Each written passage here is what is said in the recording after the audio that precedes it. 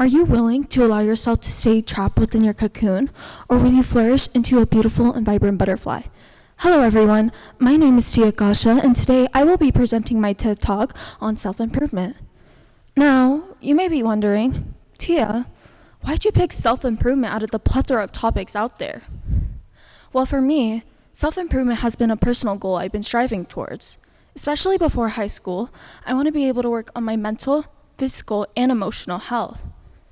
However, this TED Talk won't be just talking about me. It will be highlighting other people's struggles as well. To start off, my academics. Now, for me, I have a very unhealthy way for studying them. Oftentimes, a day would go like this.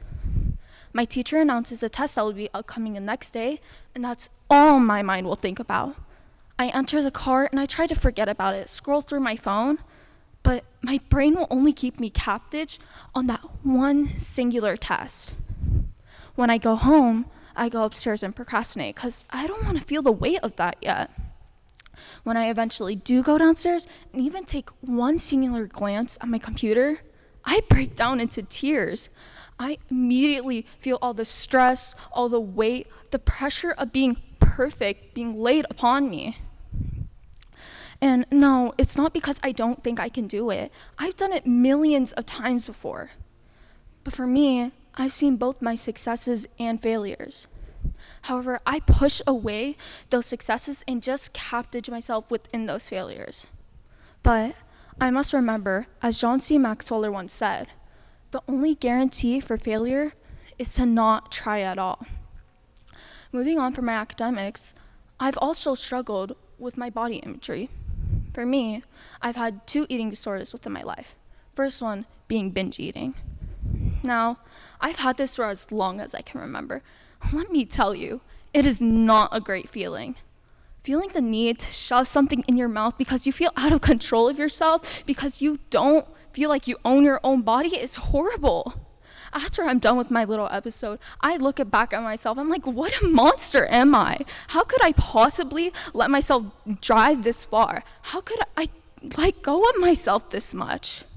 And the thing is, I can't even get up to help myself, because if I do, I feel like I'm going to puke everywhere, which spiraled me to my next eating disorder, restrictive dieting. Now, this disorder did not help me at all. If anything, it made me feel more fatigued. My memory fogged up, and I couldn't remember a thing to save me. But the issue is that with this disorder, I just felt myself rotting. I felt my health deteriorating. I could feel myself losing it. But these are just my struggles. What about others?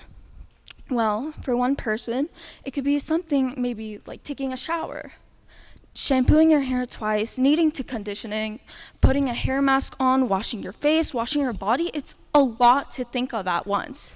For someone else, it may be as simple as getting up to take a sip of water or eating a meal.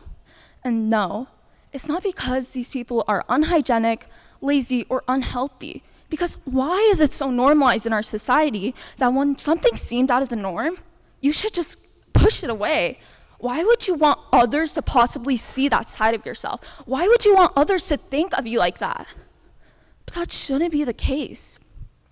Because those small details just show what they need to improve on, what you need to improve on. That's something you need to figure out yourself. If you see a path laid out in front of you every step of the way, that's not your path. Your path is taken with you every step you take. That's why it's called your path. Now, this quote helps highlight my point that you are the only person who truly understands yourself. And no, of course, I'm not saying don't get support. That's the most important part. What I'm saying is that don't just overly rely on that one person, because overall, you're the only person who understands the full life of yours. No one else understands every second of it. No one knows all your struggles that you've had, how you've improved for them. No one understands that. That's why I need the self-improvement and not just improvement. And that's the one thing I want you all to take from this today. That it takes long time to heal. It can take up days to months to even years. But that shouldn't discourage you. Even if you fail, that's what improvement's all about. It's about trial and failure.